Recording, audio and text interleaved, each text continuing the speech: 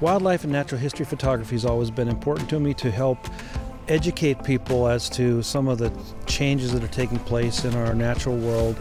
It's these special things that not everybody gets a chance to see. We're in Lake Clark National Park. It's a very remote location. There are no roads in here. The only way to get here is by bush plane or boat. Our pilot noticed quickly that we didn't have a lot of gear.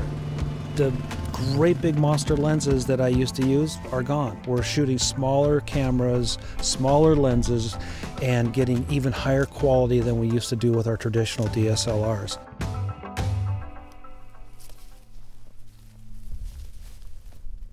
One of the things that's so important when you're working around wild animals is to make sure that you give them their space. It's super important to be back and use telephotos and keep your distance.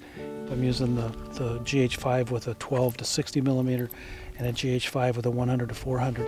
What's so unique, and the reason I come here to Alaska to photograph them, is because they're what I call fat and happy bears. They're not stressed for food for the most part. They're still, they're still wild animals, and you have to travel with a group of people.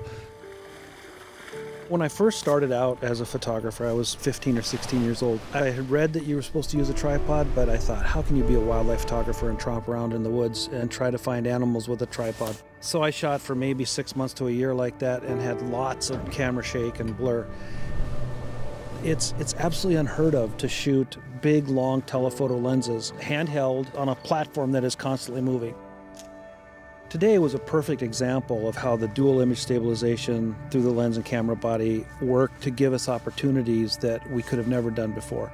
So now I almost never use a tripod, and it's like being a kid again. They are like little bullets. They're so fast. We did see a few puffins. They come diving into their dens. They're not graceful, they make hard landings, and they're actually quite comical to watch. When they come flying by, you have to be so quick to get on them, focus with them, and stay on them, and get a sharp picture.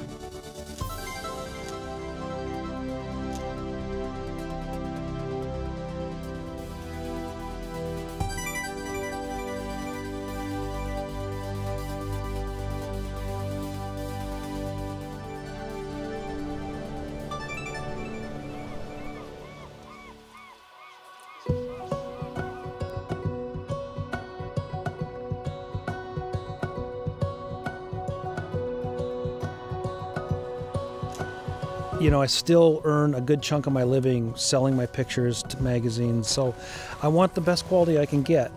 People want to see the detail in the fur. They want to see the eyes of the animal. They want to see these little gnats that are flying in front of us that are really bad this year.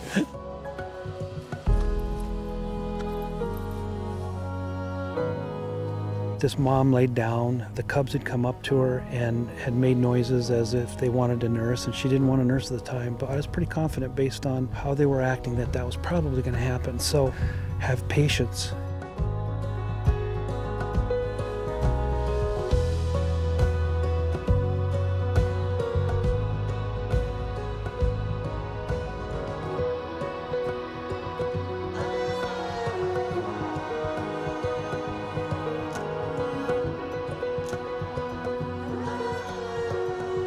Yeah, it's been a very successful trip and we've had a lot of fun.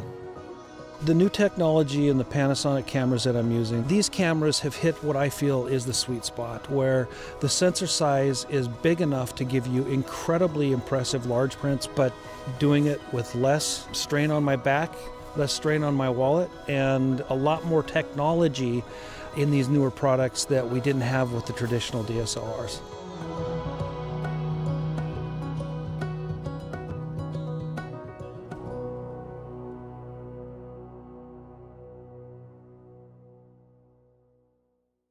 Panasonic.